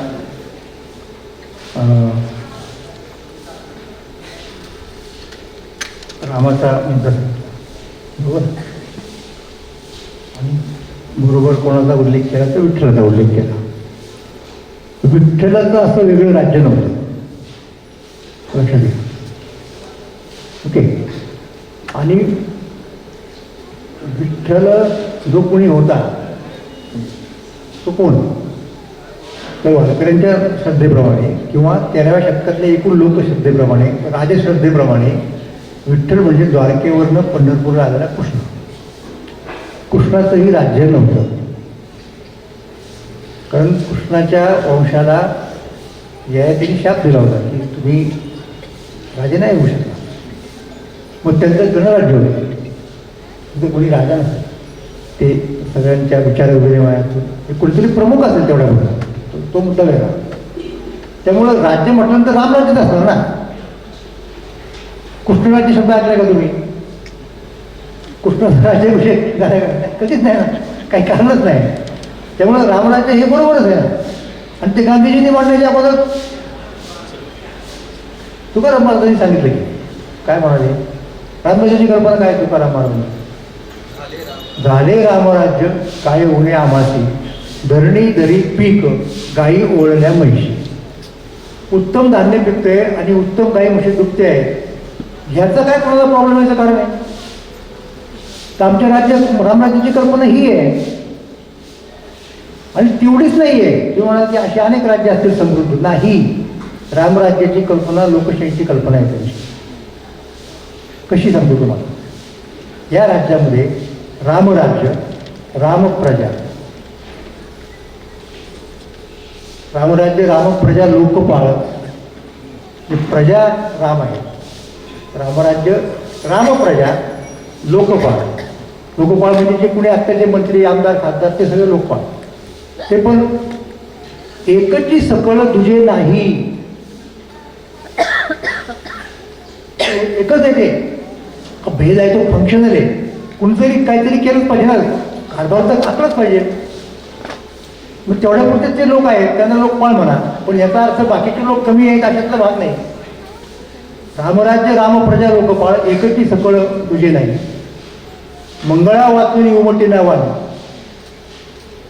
सगळीकडं चांगलंच चाललेलं आहे. अखंडची खाणी एक रस, हा आणखी महत्वाचा म्हणजे सांगतो की हे सगळे एका खाणीतले जणू काही दगड आहेत. त्याच्यापेक्षा आणखी तुम्हाला समजता कशाला कुठं मिळणार, क्लिअर आहे. त्यामुळं तुकोबा जे सांगतायत ते गांधीजींनी वेगळ्या पद्धतीने सांगितलं असं. आणि तुकोबा, गांधीजी हे तुकोबांचे निस्ती चाहते भक्त होते. अभंगाचं इंग्रजी तुकोबा अनुवाद. हे माझे सगळ्यात आवडते संत आहेत. त्यांनी त्यांच्या रोजच्या प्रार्थनेमध्ये तुकोबांचा अभंग म्हटला जायचा, म्हणायला लावायचे. महाराष्ट्रातल्या गायकांना मुद्दाम बोलवायचे की म्हणा. त्या सुब्बलक्ष्मीला त्यांनी तुकोबांचा अभंग गायला लावले. त्यांनी तुकाराम महाराजांच्या एका संग्रहाला, आपल्या नागपूरचे लोक होते भूषण बेंगारे आणि जण होते ते देशमुख त्यांचं नाव. तर त्यांनी तुकोबांची राष्ट्रगाथा म्हणून एक निवडक अभंग संग्रह काढला. त्याला गांधीजींची प्रस्तावना आहे. आणखी इतर वारकरी संतांची परंपरा आणि महात्मा गांधी असं हे झालं. पण एक गोष्ट सर सातत्यानं असं जाणवत राहते की आपण जर मध्ययुगाचं हे जे पंथ ज्यावेळेस आपण म्हणू की प्रत्यक्षात यांचे जे त्या काळातले महात्मे होते यांच्यामध्ये परस्पर संबंध असल्याचं दिसून येतं आपल्याला. जसं मला असं म्हणायचं आहे की ज्ञानेश्वर माऊलींची गुरुपरंपरा पाहिली तर आपल्याला नाथ संप्रदायाकडे जाता येतं, किंवा विसोबा खेचरांचा आपण जर विचार केला तर आपण शैव परंपरेपर्यंत जातो. अगदी संत एकनाथांचा जर आपण नीट विचार केला तर ते सुद्धा दत्त परंपरेतून आलेले दिसते. म्हणजे काय की त्या काळामध्ये हे जे वेगवेगळे पंथ होते, अगदी महानुभाव सुद्धा मार्गात असताना सुफी संप्रदायासोबत त्यांच्या खामकासोबत त्यांचा संबंध आल्याचे उल्लेख सापडतात. त्या काळामध्ये हा संवाद किंवा समन्वय आपल्याला दिसून येतो. पण आजचा जर आपण विचार केला की प्रामुख्याने महाराष्ट्रामध्ये सामान्य जनांचा विचार करणारे किंवा सामान्य जनांचं काहीतरी हित व्हावं यासाठी झटणारे पण 3 संप्रदाय दिसतात. एक वारकरी संप्रदाय, दुसरा महानुभाव संप्रदाय आणि महाराष्ट्राच्या काही भागामध्ये बसवेश्वरांचा लिंगायत संप्रदाय. आजचा जर आपण आधुनिक काळात विचार केला तर यांचा एकमेकांसोबत संवाद आहे, बोलणं आहे. प्रत्यक्षात सामान्य माणसासाठी म्हणून त्यांनी जो विचार मांडलेला आहे त्या दृष्टीनं ते काही चर्चा करतात असं जाणवत नाही. हे अंतर नेमकं कशामुळे पडत गेलं, याचं कारण काय?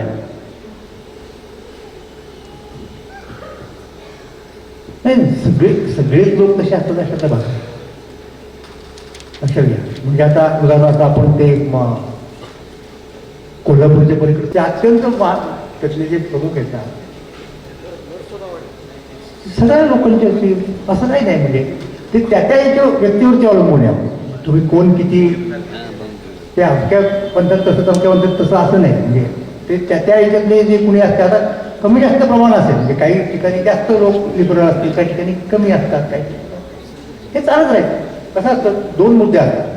शेवटी प्रत्येकाला आपला पंथ टिकावा असंच वाटतं की नाही.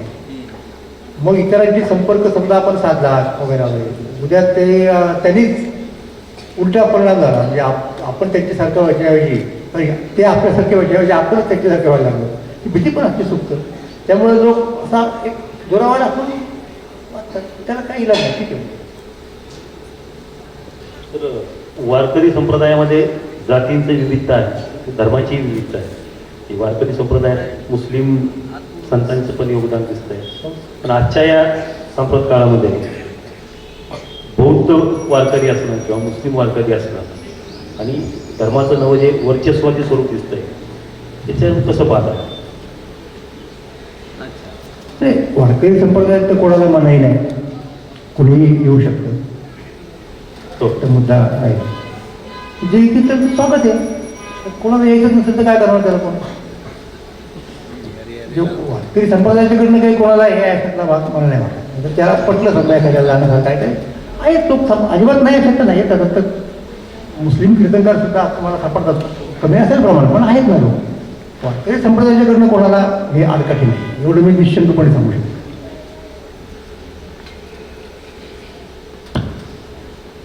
दुसरं जे मगाशी आपल्या चर्चेत पण विषय आला सर की वारकरी संतांनी विठ्ठलाच्या भक्तीबरोबर समाजाचं प्रबोधन करण्याचं, समाजाला चांगले काहीतरी बदल व्हावेत यासाठी प्रयत्न केलेले आपल्याला दिसून येतात.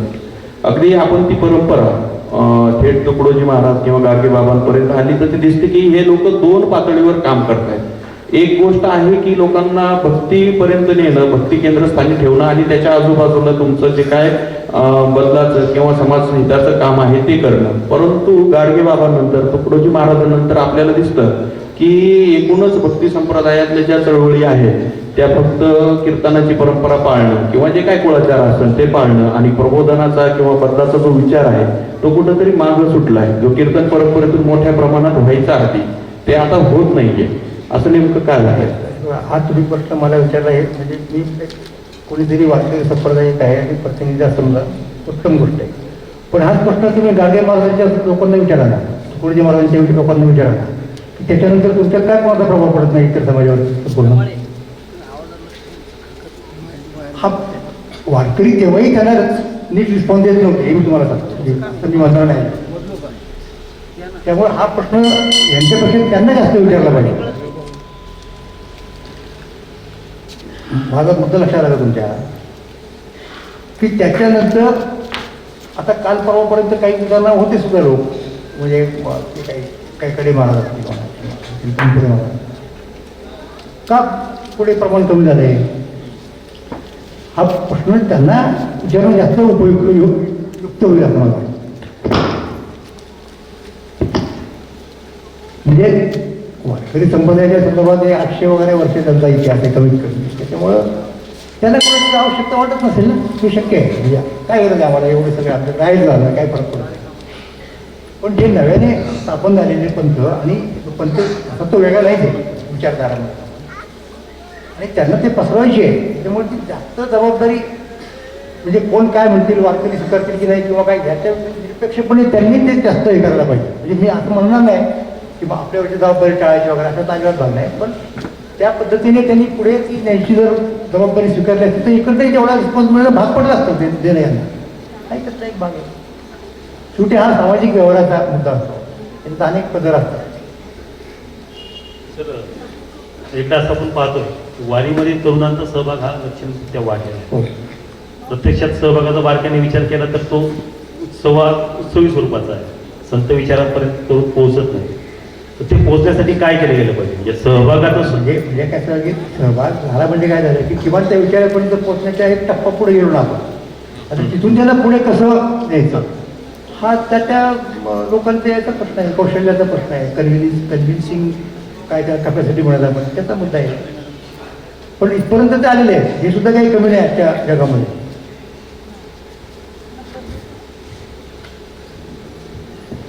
आता तर खरं तर आपण मुलाखतीच्या शेवटाकडे येतोय. आपल्याला वारकरी संतांची असलेली इतकी मोठी सगळी परंपरा, त्यातून समाजात झालेले बदल, त्यानंतर इंग्रजांच्या आगमनानंतर आपल्याकडे जी आधुनिक प्रबोधनाची परंपरा, तर ह्या सगळ्या परंपरांचे प्रभाव झालेले, त्यांना चांगल्या वाईट दृष्टीनं पचवलेले आपण सर्व लोक आहोत. आणि आजचं महाराष्ट्र जो आहे तो या सगळ्या पायावरती उभा आहे. तर आजच्या एकूण वारकरी संतांची परंपरा किंवा प्रबोधनाची परंपरा आणि आजचा महाराष्ट्र, वर्तमानातला महाराष्ट्र हा नेमका कसा आहे तुम्हाला वाटतं? की या सगळ्या परंपरांचं आपण केलंय काय नेमकं? वर्तमानातला महाराष्ट्र त्या दिशेनं जातोय, जात नाहीये, किंवा काय वर्तमान आहे महाराष्ट्राच्या आजचं? महाराष्ट्रातलं वर्तमान ज्याला म्हणतो ना आपण, आता आपण ज्योतिराव फुलेंचा उल्लेख केला, थोडक्यात विचार केला, न्यायमूर्ती आनंदांचा विचार केला, तेव्हा असं आपल्या लक्षात येतं की या लोकांना परंपरा पूर्णपणे त्याज्य आहे अशातला भाग नाही.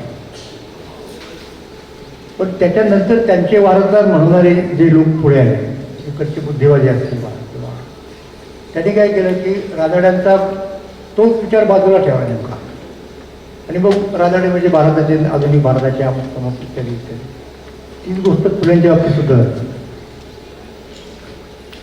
तर त्यांना कुठपर्यंत पाहिजे फुले किंवा रानडे की त्यांच्यामधला परंपरेचा भाग आम्हाला नको आहे. मी स्वतःला अतिआधुनिक समजतो. त्यामुळे त्यांच्या परंपरेतल्या लोकांनी पुढे पुढे या परंपरांच्याकडे दुर्लक्ष करण्याचा प्रकार अवलंबला की धर्म आता काय काय चाललं पाहिजे झालेलं आहे वगैरे अशा काही समजून केल्या वगैरे. त्यामुळं साहजिकपणे त्याचा फायदा जे ज्या विचारसरणी धर्म मानतात त्यांना झाला. हे यांना अजूनही कळलेलं नाही. मग आताशे कुठं कुठं लोक थोडेसे जागृत व्हायला लागले. म्हणजे आता आमच्या पक्षाच्या आध्यात्मिक आघाडी बघतो ते बैल गेला आणि झोपा गेला. आध्यात्मिक आघाडीने नेमकं काय साधतंय मला माहित नाही. हा मी कशासाठी बोलतोय की परंपरा आणि धार्मिक परंपरा हा या समाजाचा एक महत्त्वाचा भाग आहे. त्याला डावलून त्याच्याकडे दुर्लक्ष करून तुम्ही कुठलीही राजकीय वगैरे वगैरे सामाजिक गोष्ट तडीला देऊ शकत नाही. हा सरळ मुद्दा आहे. आणि ते तसं काही केलं म्हणजे तुम्ही लगेच तुमच्या राज्यघटनेचा भंगभंग केला असं होत नसतं हो. तर हे भान ज्याला म्हणतो समग्रतेचं भान, माणसाच्या जीवनाच्या समग्रतेचं भान की ज्या समग्रतेमध्ये धर्म आणि परंपरा ही एक महत्त्वाची गोष्ट आहे. याच्याकडं या सगळ्या आधुनिक भारताचं दुर्लक्ष झालं आणि त्यामुळे त्यांनी सत्ता गमावली. हे त्यांना अजूनही कळत नाही. सरळ मुद्दा आहे. त्याला काही झालं पण तुमचा मुद्दा आहे ते. अगदी शेवट सर, खरं तर प्रश्न नाही परवा ते राष्ट्रवादीने सुद्धा अध्यक्ष करत आहे. आता बोला. अगदी शेवटचा प्रश्न नाहीये, तुमच्या भावना जाणून घ्यायचे की आपण ज्या प्रदेशात बसलोय हा सातवाहनांचा प्रदेश आहे. गोदावरी आपल्याला माहिती आहे की अतिशय पुरातन काळापासून अगदी अश्मकांच्या आधीपासून इथं माणसं नांदत आले, संस्कृती नांदत आली. ज्या गावात आहोत ते वारकरी संप्रदायाचा त्यांनी पाया रचला अशा ज्ञानेश्वर माऊलींचं गाव आहे. शेजारी वारकरी संप्रदायाला संत बहिणाबाईंनी म्हटले की वारकरी संप्रदायाला ज्यांनी खांब दिला भागवताचा शेजारी संत एकनाथ आहे. आणि आग्रहाने महाराष्ट्र ही पवित्र भूमी आहे, इथंच राहिलं पाहिजे, मराठी बोललं पाहिजे असं जवळजवळ आदेश देणारे चिखलधर स्वामी ही बराच काळ पैठणमध्ये होते. आणि आपण ज्या मार्गात बसलो आहोत म्हणजे महानुभाव संप्रदाय दृष्टीने म्हटलं ज्या मार्गात बसलो आहोत हा चिखलधर स्वामींचा मार्ग आहे. अशा या ठिकाणी आपण आलात, आम्हाला आनंद आहेच नक्कीच. पण आपली नेमकी काय भावना आहे सर? भावना म्हणजे माझं फक्त अपेक्षाच राहिलं होतं ना. मला थँक्यू सो मच, मी फार आभारी आहे. अगदी सुरुवातीला बोललो तसंच बनेल की आज खऱ्या अर्थाने ज्ञानेश्वर माऊलींच्या ओवीला तुकोबांचा अभंग भेटलाय. आणि आपण एक गोष्ट कायम या गावाच्या असो किंवा आपल्या सगळ्यांच्या चिरस्मरणात राहिलं असं आहे की या निमित्ताने आपल्याला मला एक गोष्ट सांगायचं की सातवाहनांच्या काळामधलं पैठण हे जगाच्या इतिहासात आणि जगाच्या भूगोलात नोंदवलं गेलं होतं. टॉलेमीचा भूगोल असेल किंवा ते सगळ्या पुण्यातील लोक ग्रीक रोमन तो व्यापार होता. व्यापार इतका होता की इथली वस्त्र रोमन साम्राज्यात जायची. रोमन साम्राज्याच्या सिनेटमध्ये चर्चा झाली की आपल्या देशाचे फार पैसे भारतात जायला लागले. आणि याला कारण म्हणजे आपल्याकडच्या स्त्रिया, कारण त्यांना भारतातल्या वस्त्रांची फारच आवड निर्माण झाली. तेव्हा काहीही करून हे ट्रेन थांबवलं पाहिजे आणि स्वदेशीचा पुरस्कार केला पाहिजे. कुठं? रोममध्ये. म्हणजे तेव्हाचं पैठण कसं होतं एक तुम्हाला कल्पना आहे. एक मुद्दा चिखलधरांच्या काळामध्ये पण राजधानी सुजीजवळ हे देवगिरी आहे. मला वाटतं महदंबा का औसा वगैरे कुणीतरी स्त्रिया पहिल्यांदा पैठणमध्ये आल्या. तर पैठणमधल्या रस्त्यावरची गर्दी पाहून त्या चक्रावल्या. त्यातली एक स्त्री दुसऱ्या स्त्रीला म्हणती हात सोडू नको, सुटलं तर चुकशील. फार गर्दी म्हणली हे कधीच आहे चित्र 12-13 शतकातलं हे चित्र आहे. अगदी आणखीन पुढे या त्याच्यानंतर इस्लामची सत्ता आली, तिथे एकनाथ महाराज होते. तेव्हा सुद्धा हे धर्माचं पीठ म्हणून होतच ना, म्हणजे राजकीय नसेल कदाचित, सत्ताधारी दुसरे होते. तर या पैठणच्या 3 टप्प्यांचा आजच्या पैठणीची तुलना तुम्ही करायची की नाही का, की आज आपण कुठे आहोत.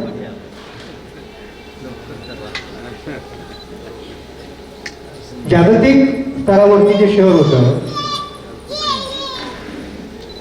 त्याच्यामध्ये आजची निवडणूक नगरपालिकेची आहे, महापालिकेची सुद्धा नाही.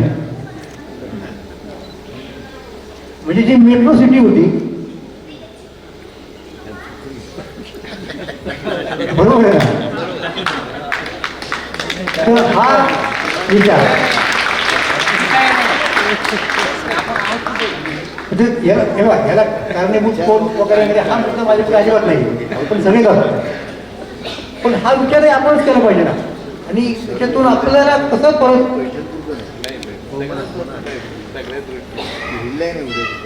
मला वाटतं हा मुद्दा महत्वाचा आहे. नक्कीच सर, तुम्ही भाषेच्या संबंधाने जे नवीन एक दृष्टिकोन मांडला त्यात सुद्धा मला वाटतं उल्लेख केला आहे की मराठी भाषेच्या विकासाचे 3 कालखंड आहेत. एक सातवाहनांचा, दुसरा यादवांचा, तिसरा छत्रपती शिवाजी महाराजांच्या स्वराज्याचा. तर आपण ह्या 3 कालखंडांचा विचार केला तर पहिल्या 2 कालखंडांमध्ये, सातवाहनांच्या कालखंडात तर ही राजधानी होती, यादवांच्या काळात ही अतिशय महत्त्वाचं शहर होतं. आणि आजचं वर्तमान म्हणतात तर आपल्या सगळ्यांच्या अंगावर काटा आणणार आहे. असो, त्याविषयी बोलायला नको. मुलाखतीच्या पुन्हा एकदा शेवटाकडे येऊयात. सर आज या ठिकाणी आले, या निमित्ताने त्यांचा सहवास लाभला, त्यांच्यासोबत बोलता आलं, त्यांना ऐकता आलं, हे आपल्यासाठी सगळ्यांसाठी अतिशय आयुष्यभर आपल्याला लक्षात राहील अशी गोष्ट आहे. आमच्या सगळ्या पैठणवासियांच्या वतीनं, आपेगावच्या वतीनं, विशाल बहुउद्देशीय संस्था असो, स्वागताध्यक्ष कोल्हापूरकर दादा असो, आपल्या सर्वांच्या वतीने या संमेलनाच्या वतीनं आम्ही आपले अतिशय आभारी आहोत. आणि दुसरा एक आग्रह असा राहील की जसं सर देहू तुमचं आहे स्वतःचं, तसंच आपेगावही तुमचं आहे, पैठणही तुमचं आहे. आम्ही तुम्हाला प्रेमानं बोलवता तेव्हा तुम्हाला यावं लागेल, हा आमचा प्रेमाचा आग्रह आहे. असो, आपल्या सर्वांचा आभारी आहे. धन्यवाद. नमस्कार. आजच्या कार्यक्रमाचे मुलाखत व्यक्तिमत्व डॉक्टर सदानंद मोरे, अध्यक्ष महाराष्ट्र राज्य साहित्य आणि संस्कृती मंडळ, तसेच घुमान साहित्य परिषदेमध्ये ज्यांनी अध्यक्षपदाचा बहुमान मिळवला, अनेक साहित्य संमेलनामध्ये सुद्धा अध्यक्षपदाचा बहुमान सरांनी मिळवला आहे. आज अशा व्यक्तिमत्वाची मुलाखत आपण या ठिकाणी ऐकत होतो. मला असं वाटलं की मी एक पूर्ण पुस्तक ऐकले. खूप सुंदर असं अनुभव सरांनी व्यक्त केले. एक महत्त्वाचा मुद्दा मला खूप भावला की परंपरा आणि या परंपरेतून आधुनिकतेकडे कसं यावं, हा एक छान मुद्दा आम्हाला सरांचा समजला. सर खूप खूप धन्यवाद, आपण या ठिकाणी आला आणि आम्हाला हा वैचारिक मेवा आपण दिला. तसंच मी देशमुख सर आणि संदीप जगदाळे सर यांचेही आभार मानते आणि कार्यक्रम संपला असं जायचं. सामान्यांच्या न्याय हक्कासाठी पाहत रहा फक्त दखनी स्वराज्य.